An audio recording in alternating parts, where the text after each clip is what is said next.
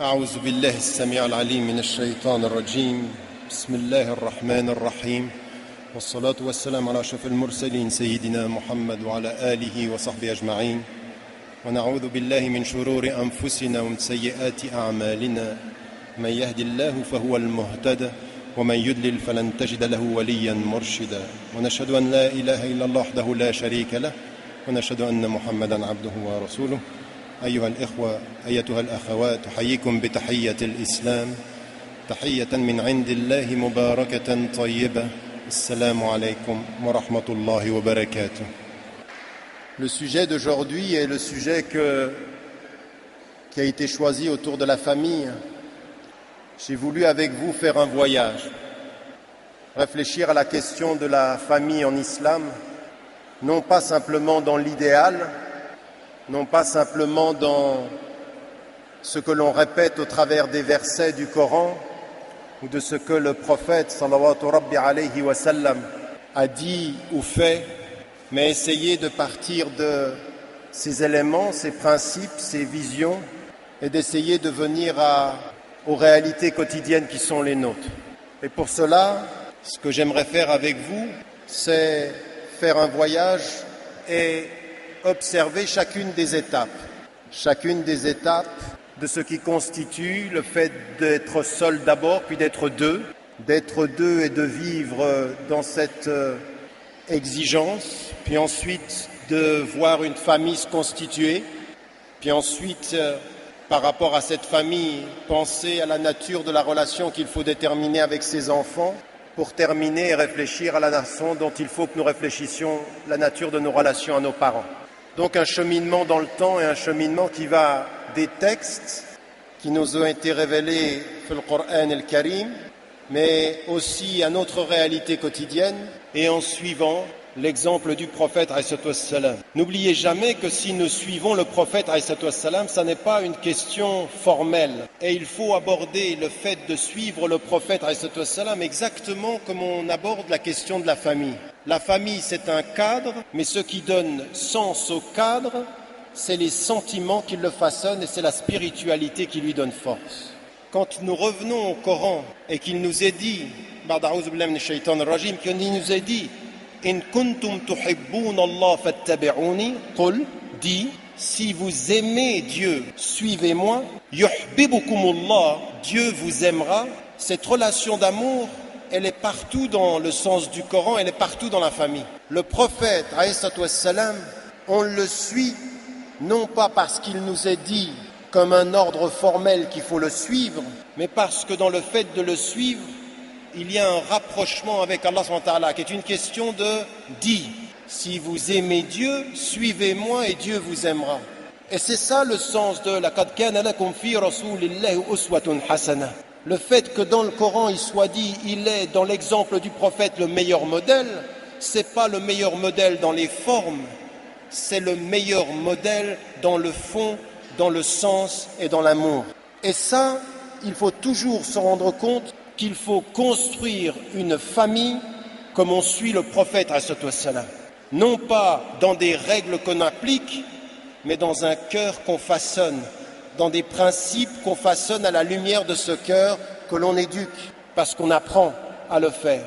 Et malheureusement, le lien entre le modèle prophétique, le modèle du prophète alayhi wassalam, et notre cheminement, on ne le fait pas assez dans la dimension de comment éduquer son cœur à mieux l'aimer, à mieux le comprendre et à mieux le suivre.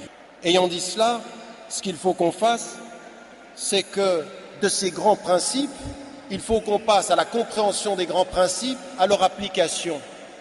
Qu'est-ce qui fait au fond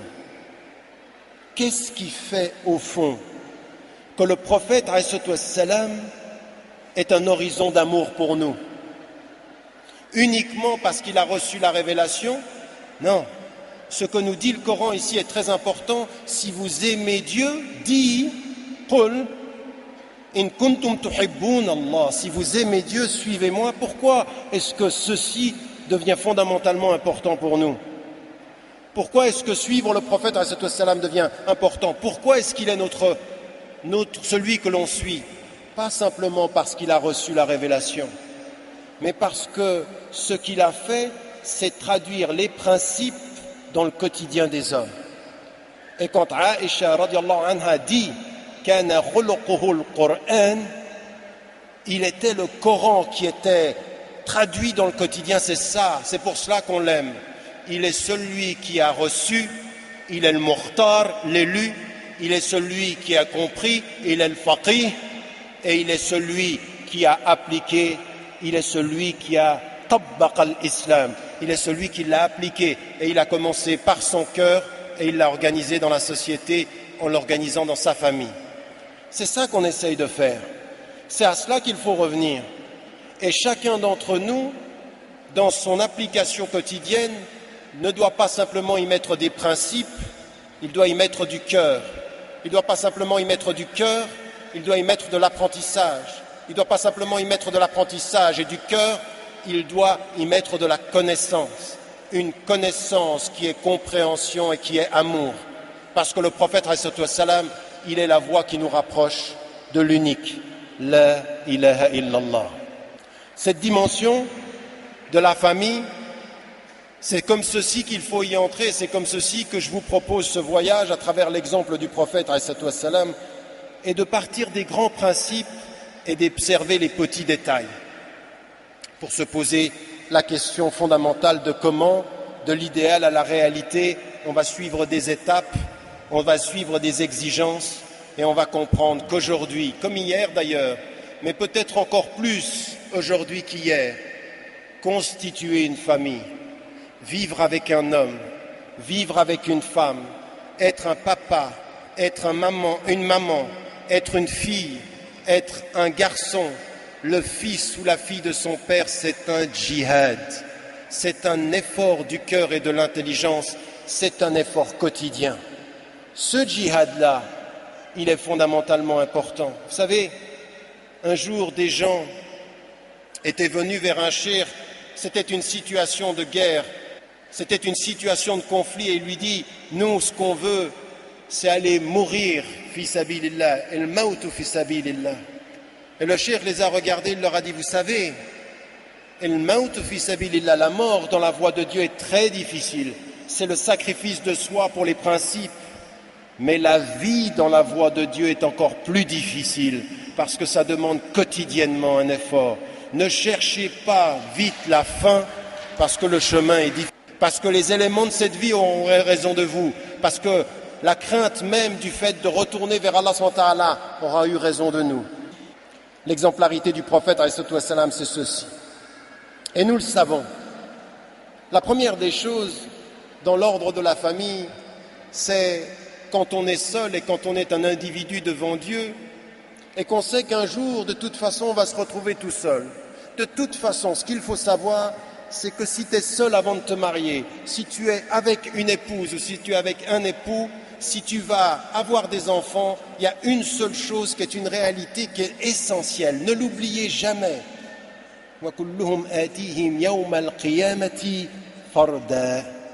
Chacun d'entre nous revient à Allah subhanahu wa ta'ala seul.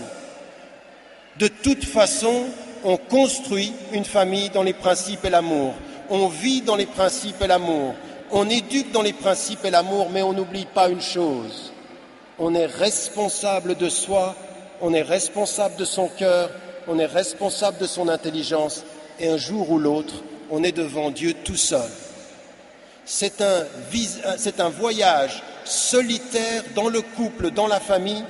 Il faut sauver son couple, sauver sa famille, sauver ceux que l'on aime en sachant que devant Allah subhanahu wa ta'ala, il y a une chose que lui seul sait et que nous seuls savons, c'est ce qu'il y a dans notre cœur.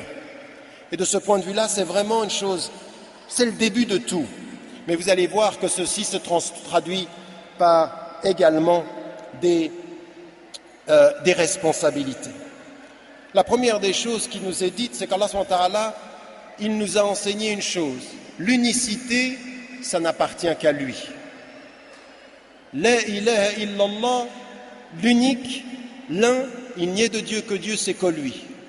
Mais tout le reste, tout ce qu'Allah subhanahu wa ta'ala a fait, il nous dit وَمِن كُلِّ شَيْءٍ خَلَقْنَا زَوْجَيْنِ. De toutes les choses, nous avons créé deux. Et vous, votre destin, c'est d'être seul, mais de savoir qu'il a créé tout en couple. Et que nous, comme la nature, comme les animaux, dans la plus simple appareil biologique, nous sommes destinés, dans notre solitude, à vivre avec un autre, à trouver le complément de la foi. La moitié de la religion. Le prophète ﷺ nous dit que le mariage, c'est la moitié de la religion. Et dans cela, il nous dit quelque chose d'extrêmement important. Tu vas seul vers Dieu dans le besoin que tu as de lui. Mais ça n'est pas le besoin exclusif. Tu auras besoin d'être qui t'aime, de tes parents, de tes enfants, d'un homme, d'une femme avec toi pour compléter cette dimension de ton être. Être deux, et dans le être deux, puisqu'Allah nous a dit de toutes choses, j'ai créé un couple. Et donc il faut accepter. Alors bien sûr, en islam, il n'y a pas une obligation absolue de se marier. Et nous, on a des savants, on a des hommes ou des femmes qui ont décidé qu'ils ne se mariaient pas. Wa ala barakatillah. Le mariage, c'est une prescription recommandée comme recherche de l'accomplissement de la religion, la moitié de la religion. Pourquoi ? Parce que c'est ce qui va nous apporter la paix du cœur, la paix de l'intelligence et la paix du corps. En d'autres termes, se marier, constituer un couple, c'est une recherche de paix, c'est une recherche d'épanouissement, de bien-être. Et c'est parce que c'est cela qu'il faut, avant de s'y engager, avoir des exigences très très importantes dans la première étape. Vous savez, le prophète il nous a dit « Kullukum ra'in » vous avez tous une responsabilité. « Wa kullukum mas'oulun an ri'ayatih » vous êtes tous responsables et vous serez tous questionnés sur ce dont vous êtes responsables. Et là, souvent, nous on passe à la deuxième partie du hadith du prophète où il est dit simplement que tu es responsable de ta famille, tu es responsable de l'engagement familial pour la femme Mais il y a une autre chose qui est importante. Et il y a une autre chose qui est importante au moment où on parle de la famille, de quoi chacun d'entre nous est responsable avant d'être responsable d'un autre. N'évitez jamais cette étape. Si le prophète a dit et répété que la meilleure épouse, quand il s'adressait aux hommes, la meilleure des épouses, elle est pieuse, elle est affectueuse. Elle est pieuse parce qu'elle a le sens des principes, elle sait où elle va. Elle est affectueuse parce qu'elle reconnaît le besoin de l'autre. La même chose d'ailleurs de la part du prophète, Aïcha radiallahu anha nous décrit un prophète, le prophète extrêmement attentif. Il avait énormément besoin de tendresse, énormément besoin d'affection. Et pendant Ramadan, pendant le mois du Ramadan, elle nous dit, il respectait les limites qui allaient jusqu'à pas de relations sexuelles pendant la journée, mais il avait une proximité physique avec sa propre épouse. Ça veut dire qu'il a un besoin. Ce besoin, il est « j'ai besoin de Dieu dans mon cœur pour savoir ma route, mais j'ai besoin de ma femme dans mon cœur, de ma femme avec mon corps, de ma femme dans ma vie pour rester fidèle dans la route. Dieu pour la route et toi avec moi sur la route. » Parce qu'il faut savoir ce cheminement, c'est ça que l'on cherche, c'est ça la paix. Et donc le prophète, il nous enseigne des dimensions importantes, mais revenons au début du hadith. Chacun d'entre nous, kullukum ra'in, vous avez tous une responsabilité. Kullukum, avant de faire la distinction entre l'homme et la femme, il a dit tous, chacun d'entre nous personnellement, chacun dans cette salle. Et il dit même plus, kullukum mas'oulun, vous allez tous être questionnés sur votre responsabilité. Et c'est laquelle la responsabilité? Maintenant vous oubliez tout le monde. Vous oubliez votre papa, vous oubliez votre maman, vous oubliez vos fils et vos filles, vous oubliez votre mari et votre femme, et vous vous dites, de quoi suis-je d'abord responsable? Eh bien, de la première responsabilité, elle est celle-ci. Allah SWT, il vous a donné à tous un cœur, une intelligence et un corps. Et quand on a une intelligence, et quand on a un cœur, et quand on a un corps, on a une personnalité. Il y a une chose dans cette salle que personne d'autre ne partagera avec vous. Ce sont vos empreintes digitales. Personne ne les partage avec vous, vous êtes seul. Il y a une deuxième dimension psychologique.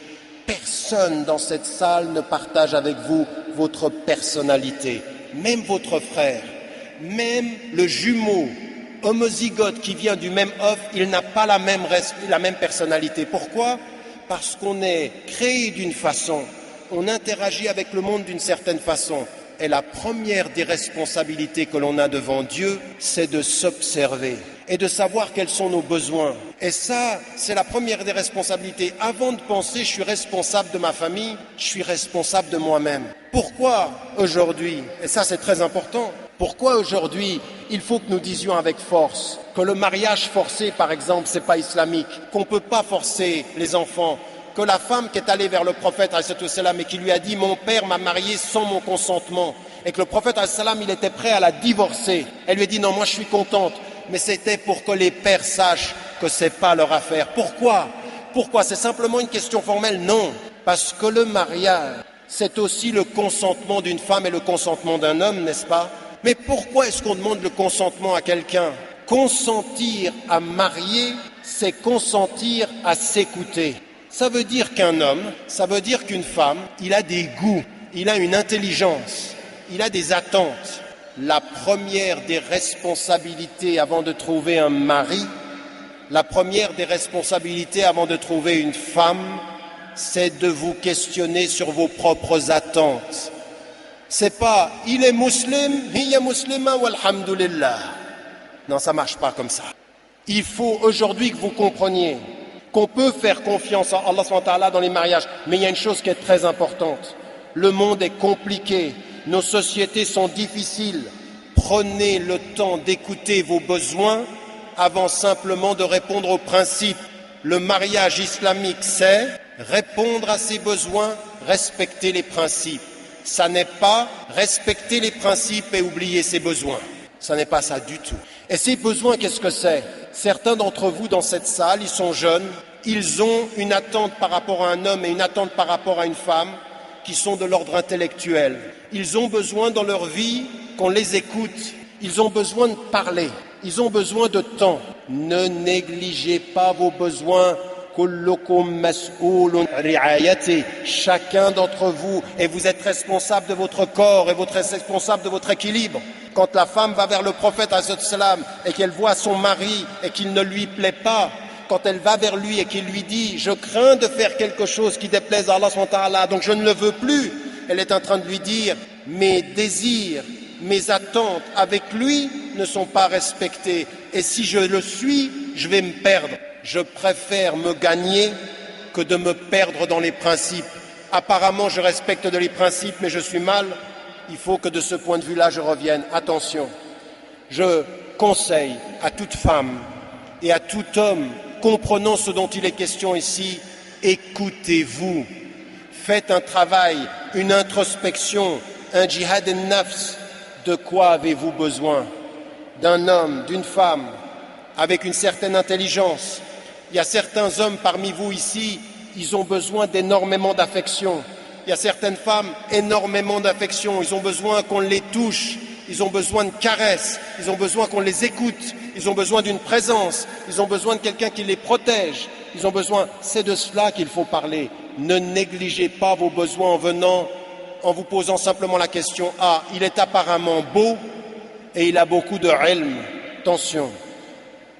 On épouse quelqu'un pour sa piété aussi, pour son physique aussi, mais aussi pour sa psychologie, pour ce qu'il comprendra de nos attentes.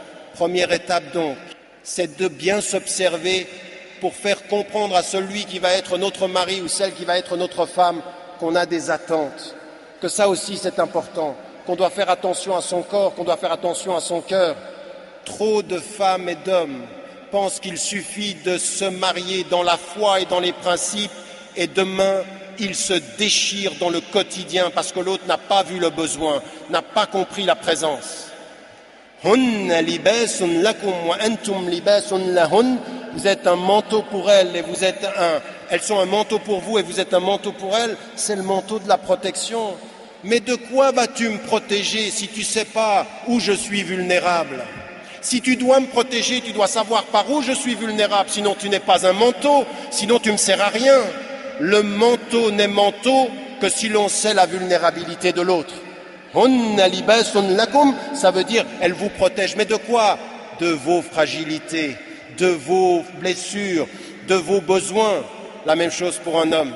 Regardez le verset coranique. L'autre, une femme vous protège de votre masculinité et l'homme vous protège de votre féminité, c'est-à-dire il permet de l'accomplir, mais c'est pas seulement ça.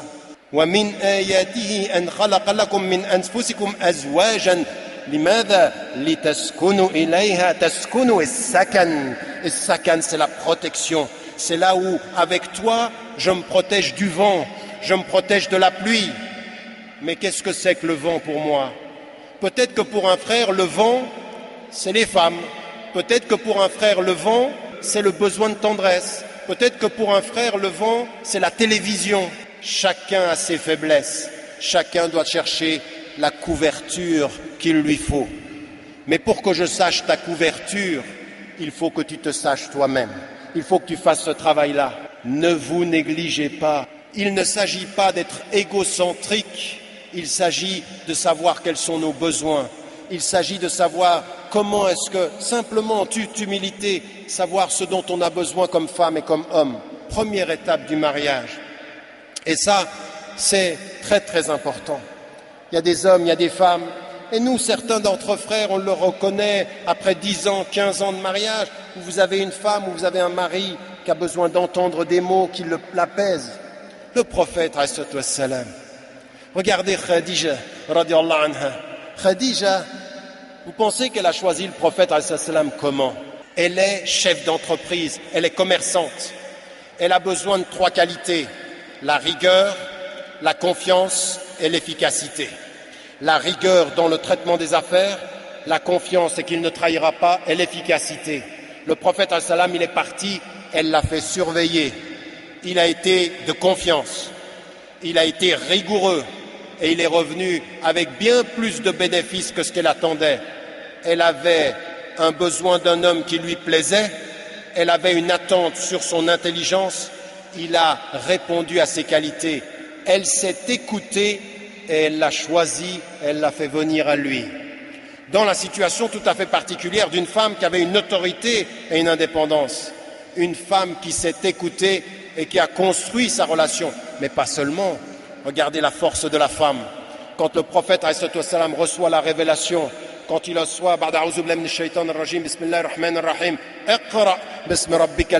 quand il entend ceci et qu'il vient chez lui et qu'il dit quoi? Mais comme un enfant. Le prophète alayhi salam, il a un doute comme un enfant. Zammilouni, zammilouni, zammilouni, protégez-moi, enveloppez-moi, enveloppez-moi, j'ai besoin de quelque chose. Elle le couvre et ensuite regardez la femme, regardez la psychologie. Elle sait exactement au moment de son doute ce dont il a besoin. Elle a écouté sa fragilité et lui a répondu avec la force. Tu es un homme honnête, tu respectes les liens de parenté, tu respectes les pauvres. Elle lui a donné la force. Mais pourquoi? Parce qu'au moment de sa fragilité, elle est venue avec la force. Elle est venue avec ce qu'il fallait. Regardez ce que c'est qu'un couple, ça commence comme ça. Mais pour arriver à cette qualité-là, c'est pas 2 êtres qui se négligent, c'est 2 êtres qui s'écoutent, qui font un djihad al-nafs et qui viennent, j'ai ce besoin, j'aimerais que tu comprennes ça, fais attention à cela. Et l'autre de la même façon, c'est 2 horizons qui viennent et qui suivent les traces du prophète alayhi wassalam. Pas d'idéalisme dans les mariages. Faites attention, vous savez, on est ici, c'est le Bourget, je ne sais pas, il y a combien de dizaines de milliers de frères et de sœurs. On parle de la famille, on regarde la société à l'extérieur et on se dit, nous au moins on a la famille. Attention, attention. Il se peut qu'on ait la famille verbalement, mais que dans le quotidien aujourd'hui, il y a beaucoup de choses qui n'aillent pas. Les crises affectives, les divorces, l'augmentation du divorce qui atteint exactement dans certaines régions le même taux que toutes les autres personnes. Nous n'avons sur le plan pratique de leçons à donner à personne. Nous avons sur le plan des théoriques des leçons à réapprendre de nos textes, du prophète, du Coran et de la tradition telle qu'elle est dans ses racines, non pas dans un idéal, mais dans le quotidien de nos vies. De ce point de vue, nous avons à suivre effectivement le prophète est arrivé à cet horizon-là. Ça veut dire que quand le prophète parle de l'affection, ça aussi c'est très important. Vous avez remarqué une chose, c'est que beaucoup des relations qui sont liées à la famille sont souvent dans l'ordre de la protection. Et l'ordre de la protection, il est symbolique ici, c'est l'ordre de la protection de la foi et du cœur. Vous savez, quand quelqu'un vous dit « La ilaha illallah, je suis avec Allah, il y va ». Non, attention, protège-toi. Nous sommes tous très fragiles. Le prophète, il se protégeait. Le prophète, quand il parle aux croyants et qu'ils ont 13 ans de révélation, 13 ans de révélation, c'est dans la nuit qu'ils cherchent la protection. Sallu wa nasu niyam, priez pendant que les gens dorment, c'est ce qu'il dit à Médine, et il leur parle de cette force spirituelle, il faut s'armer, ça ne s'arrête jamais. Le prophète, il priait des nuits et des nuits entières pour s'armer, et il s'entourait de cette protection-là. Il était vulnérable. On a un hadith qui est un hadith rapporté Hassan, Sahih li-ghayrihi, et qui nous dit que le prophète et qui est rapporté d'ailleurs dans ce qui a été traduit en français, Tahrir al-mar'a fi asr al-risala, le prophète il est rapporté par Abu Shaqqa et commenté, il est traduit dans l'encyclopédie de la femme de l'islam, où le prophète a eu à un moment donné cette fragilité de voir une femme, et il a eu quelque chose qui était l'émotivité, l'attraction physique. Et il est retourné vers son épouse Zainab. Et le prophète s'est protégé par elle de cette fragilité-là. Ça veut dire quoi? Ça veut dire que nous sommes tous des êtres humains, que nous avons nos fragilités. Et le prophète il est notre exemple par ses fragilités renforcées par un travail spirituel, de foi, de protection. Alors il avait Khadija, radiallahu anha, qui l'a protégé. Il avait toutes celles qui vont faire sa vie, qui vont le protéger. Et on a l'autre exemple dont j'ai parlé, qui est Aïcha radiallahu anha, qui sont des femmes qui ont été d'un conseil et qu'il a écouté. Le prophète dans des moments critiques de sa vie a écouté, parce qu'il n'était pas marié à des femmes qui n'avaient pas de caractère. Le prophète est marié à des femmes de très grand caractère. Elles ont un caractère, et quand elles parlent avec raison, elles parlent avec raisonnabilité, et il les écoute. Salama, de Sulh al-Hudaybiyah, il l'écoute quand elle lui propose d'aller faire le sacrifice, ils le suivront. Aïcha, il l'écoute. Khadija, il écoute ces femmes, et en général, elle l'oriente vers des solutions qui sont des solutions de la voie. Ce que je voulais mettre en évidence aussi, dans cette dimension-là, c'est quand vous revenez au Coran, vous apercevez ce que je disais tout à l'heure. Et sakan, la protection. Quand vous avez hunna libasun, la protection encore. Quand il parle des parents, regardez le Coran, mais couvre-les de l'aile de ta tendresse, qui tes parents. Regardez comment le vocabulaire coranique est en permanence lié à la protection, à l'endroit de tes parents, à l'endroit de ton épouse. Et ce sera la même chose par rapport aux enfants. Le prophète qui couvre et qui couvre de l'affection. N'oubliez jamais l'expression affective avec le cheminement spirituel. Et une autre chose qui est importante, même dans l'horizon. Vous savez, c'est deux personnes qui écoutent les besoins de chacun, deux personnes qui s'écoutent en écoutant l'autre et qui sont dans cette recherche, savoir trouver l'équilibre, mais ce n'est pas fini. Ce qu'il y a aussi et qui est extrêmement important dans l'expérience légale, posez-vous toujours la question. Vous savez, le régime matrimonial en islam, il est toujours dans la séparation des biens. On ne confond ni le nom ni les biens. C'est-à-dire que l'islam a reconnu à la femme, dès l'origine, le statut d'être autonome en nom et en famille, autonome en biens et en finances. C'est-à-dire que son argent, ça lui appartient et son identité demeure. Elle a un droit et non pas une obligation, c'est de pouvoir justement tirer de ce couple la possibilité de la subsistance. Il a dit Allah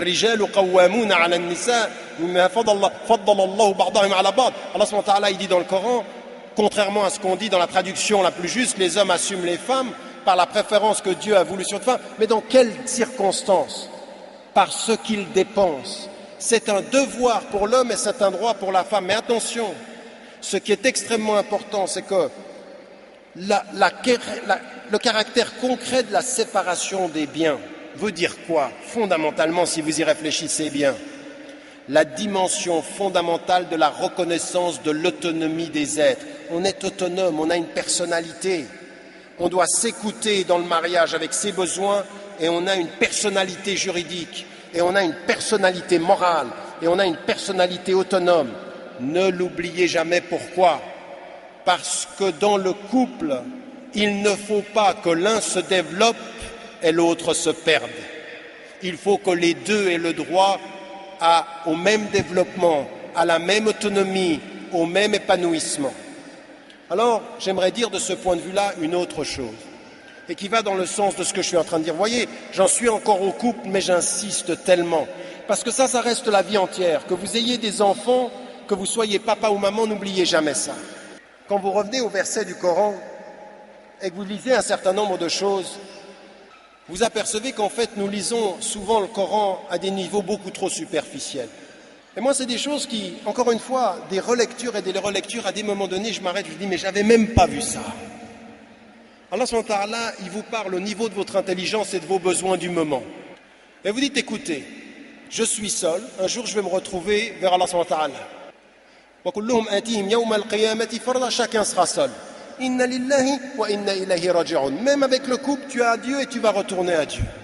Et le prophète, il nous a enseigné cette solitude même à deux. Bien. Et à un moment donné, il nous dit dans le Coran une chose qui parle à l'individu, mais qu'on doit comprendre en couple. Il y a un verset du Coran qui parle à l'individu, mais il faut le comprendre à deux. La yukallifu Allahu nafsan illa wus'aha. Dieu ne demande pas à un être plus que ce qu'il peut porter. Et souvent, nous on reprend ce verset, on le lit tout seul. On se dit, Allah subhanahu wa ta'ala, il ne va pas me demander plus que ce que je peux porter. Arrêtons-nous un petit moment. Réfléchissons à ce verset.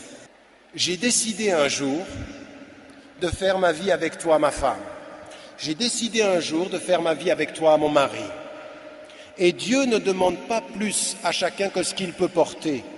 Mais ce qu'il peut porter, il doit le porter. On est d'accord? Le verset, c'est bien ce qu'il veut dire. Tu ne porteras pas plus que ce que tu peux porter, mais ce que tu peux porter, il faut le porter. Et tu dois porter. Tu dois te poser la question, est-ce que je vais jusqu'au bout? Implicitement, la question de Omar, radiallahu anhu, quand il va vers le compagnon et lui dit, est-ce que tu sens rih al-nifaq, est-ce que tu sens le parfum de l'hypocrisie sur moi?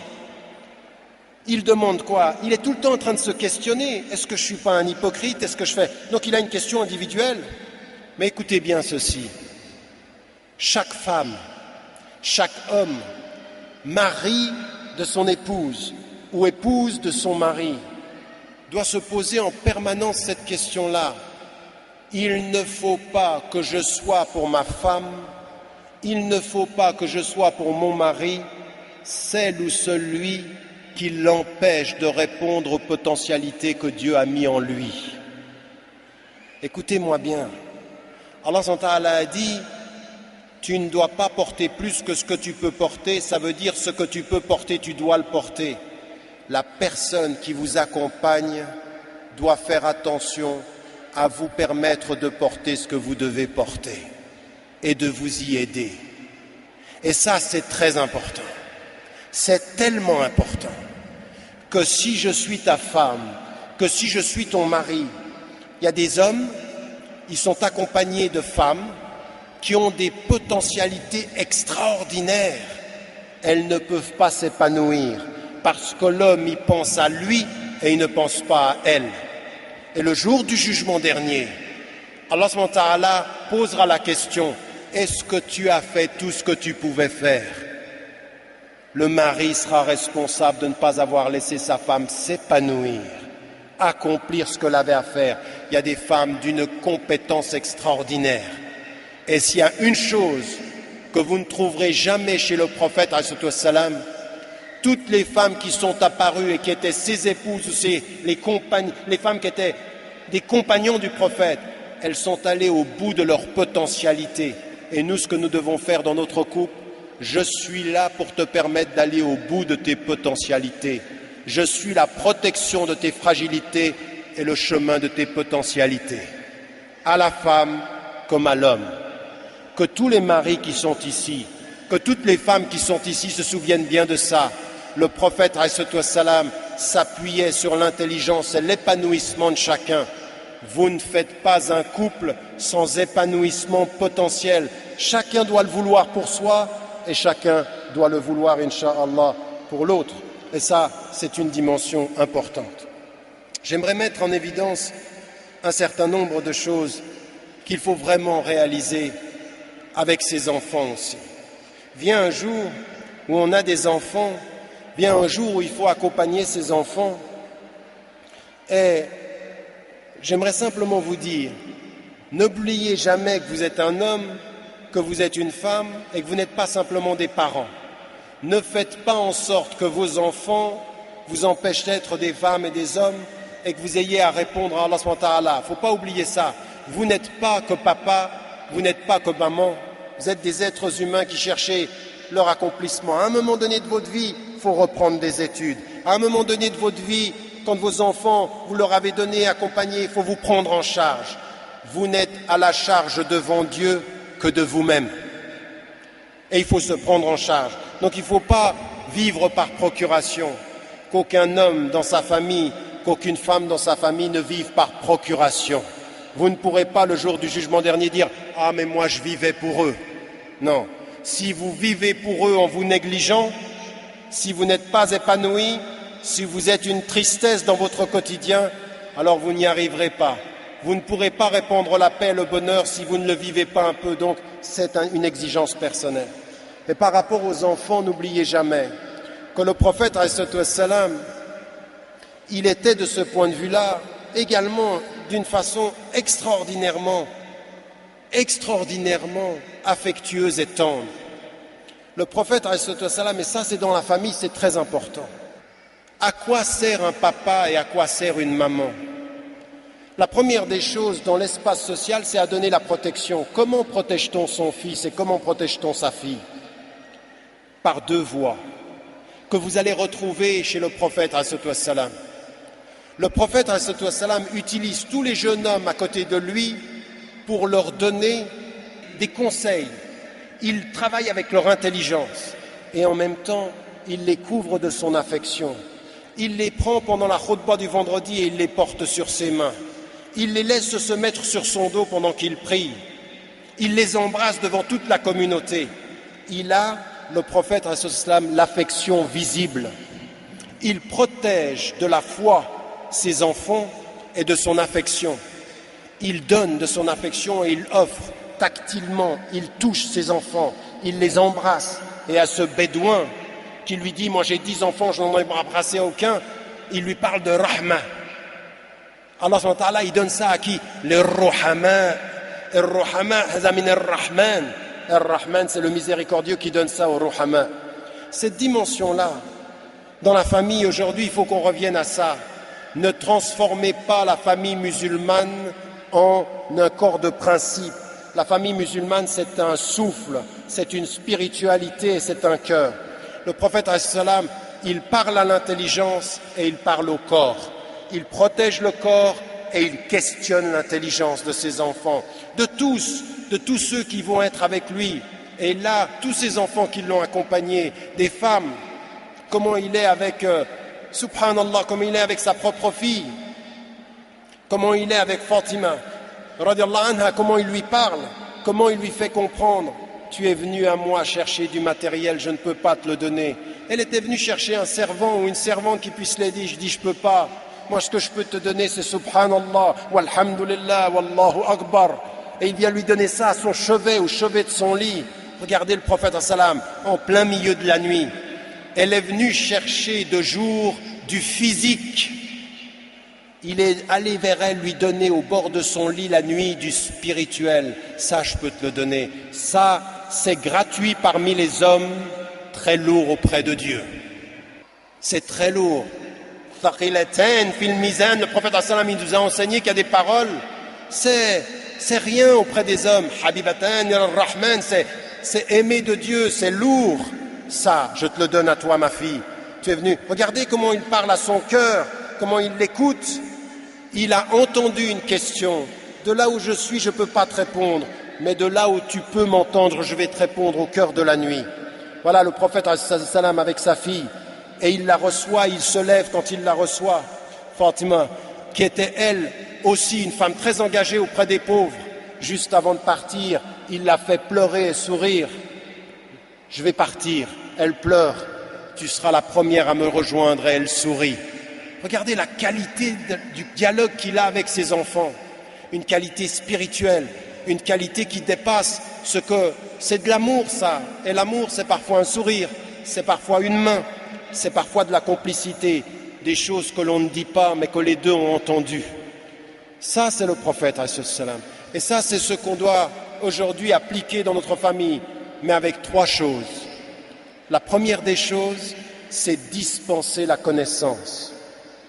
N'oubliez jamais que le prophète salam a offert à ses compagnes comme à ses enfants la connaissance. Et pourquoi la connaissance est importante? Parce que la connaissance, c'est ce qui donne la conscience de Dieu. Innama yakhshallaha min ibadihi al-ulama. Donc, le cœur va rester réveillé dans le travail de la connaissance. Invitez vos enfants à la connaissance. Éteignez les postes de télévision quand il n'y a rien d'intéressant. Ouvrez les livres pour lire. Donnez des livres de littérature, d'imaginaire. Façonnez les intelligences, façonnez les esprits. Le prophète salam a été enseigné par Dieu qui était Rabbul Alamin.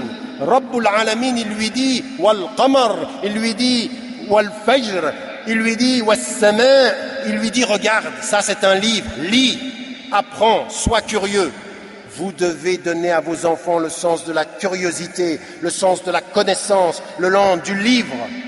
Il faut un djihad de l'intelligence, il faut un djihad de la lecture. Ça suffit pas de venir à une conférence islamique en entendant « Iqra bismi rabbik » et puis de dire « l'islam dit ça », les musulmans ne le disent plus.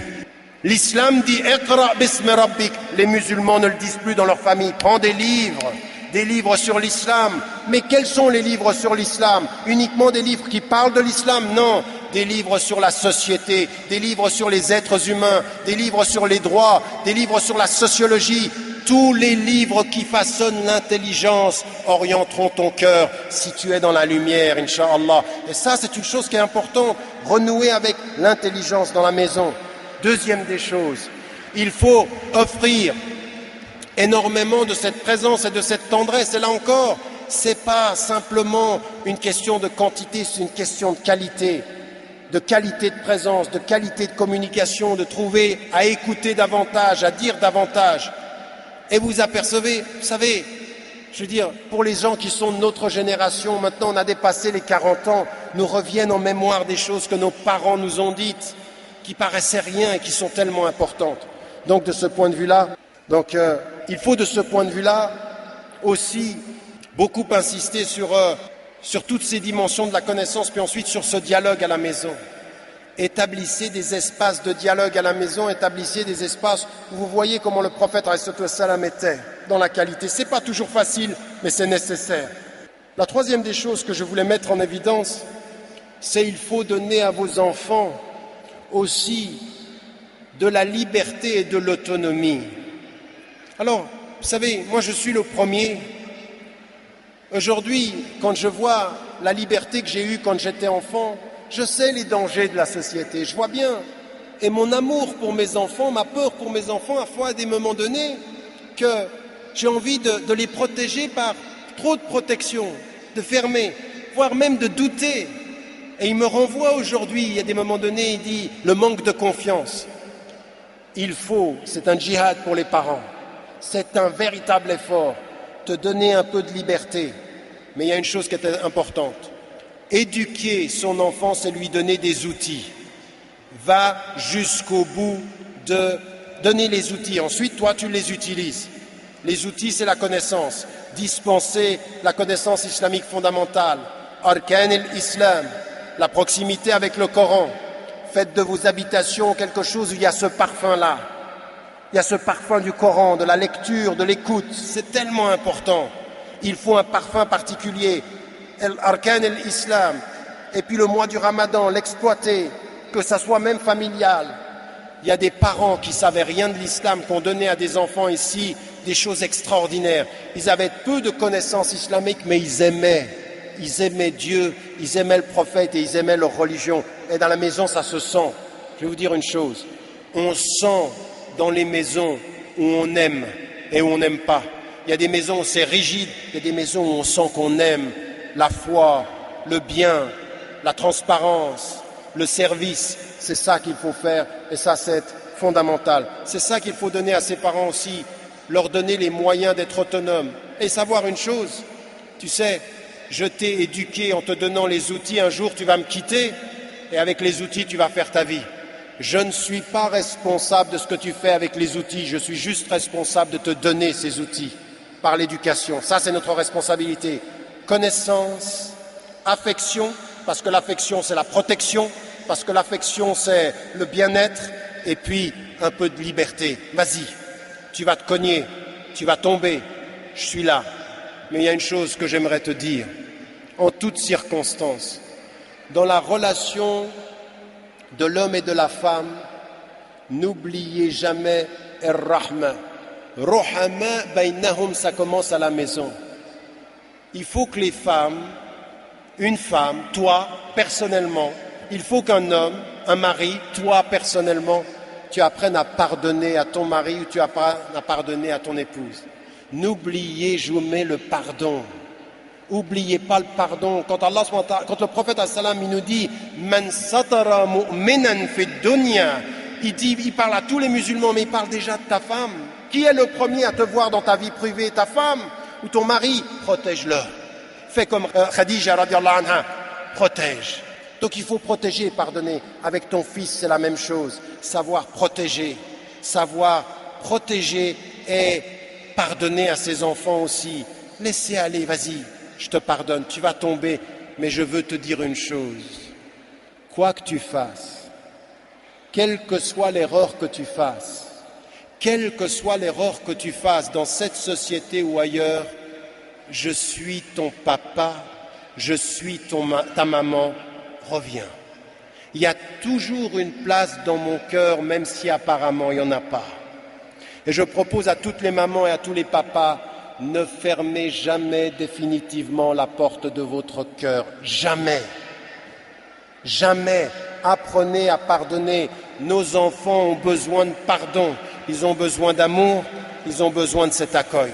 Ne jamais fermer cette porte. Et je termine maintenant simplement en disant une chose.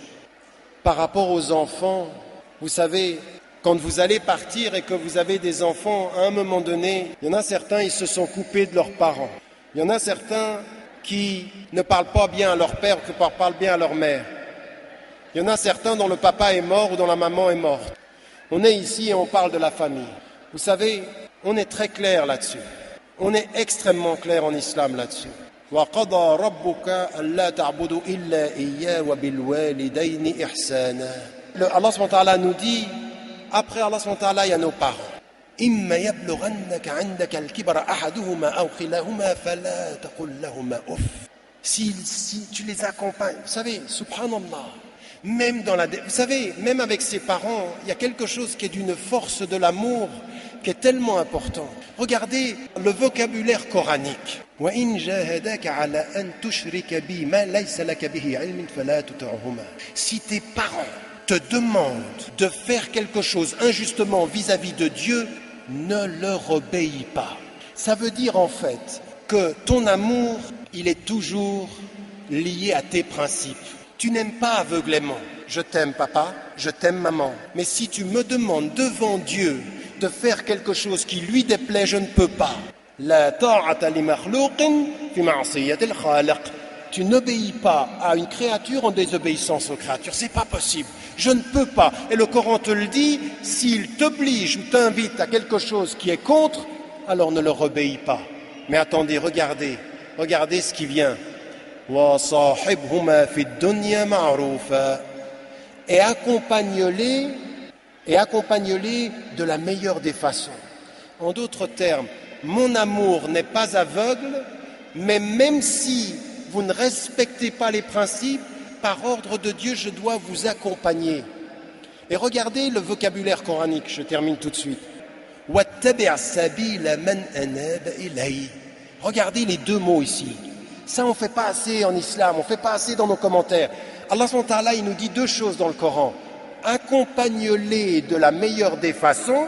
Donc, les parents qui n'auraient pas suivi l'islam ou qui te demanderaient quelque chose d'injuste, وَاتَّبِعْ سَبِيلَ, et suis le chemin. Accompagne-les et suis le chemin. Tu suis le chemin de tes principes et tu accompagnes ceux qui ont droit à ton amour. Regardez cette formule, c'est en 2 versets du Coran.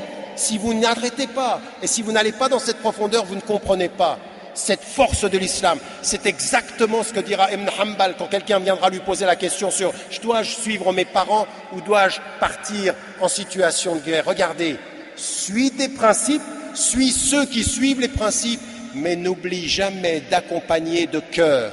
Donc d'intelligence, de cœur et de corps, tu suis les principes, de cœur avec tes parents. وَصَاحِبْهُمَا فِي الدُّنْيَا مَعْرُوفًا. Sahib, tu es un ami de leur route, mais tu suis. وَاتَّبِعْ سَبِيلَ. Regardez ces deux mots, ils sont là dans les 2 versets. Il faut réfléchir à ça. Et ça veut dire quoi?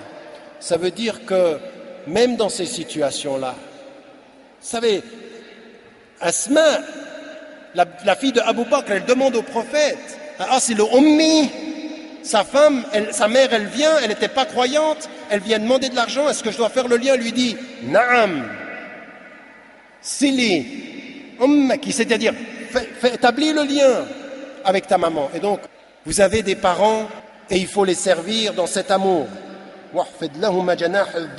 C'est-à-dire protéger de leur amour. Et le prophète ﷺ a dit, ce qui reste, c'est birrul walidain, le lien avec. Attendez, as-salatu ala waqtiha, c'est-à-dire la prière à son heure, wa birrul walidain, c'est-à-dire le lien avec ses parents. Ensuite de ça, quand ils sont là, les invocations et le service, servir. Mais ça va très loin. Anta wa maluka li abik, toi et ton argent, tu appartiens à ton père et tu dois par 3 fois Ummak, c'est ta mère que tu dois faire, à laquelle tu dois faire attention. Donc un service absolu. Et la deuxième des choses, c'est que même s'ils te demandent de faire des choses qui ne sont pas islamiques, même s'ils n'étaient pas croyants, même si tu t'es converti, qu'ils ne le sont pas, tu les accompagnes de la meilleure des façons, même si tu suis la voie de l'islam. Tu suis la voie de l'islam et tu accompagnes tes parents et tu les sers. Mais ça, s'il vous plaît, ça n'est pas des mots. C'est chacun d'entre vous ici, quelle relation vous avez avec votre maman, quelle relation vous avez avec votre papa. Et s'il est parti, si votre papa est parti, rahimahullah, et si votre maman est partie, rahimahullah, invoquez. Ils sont là avec vous dans votre cœur quand vous êtes avec eux. Et Allah subhanahu wa ta'ala, il entend ceci.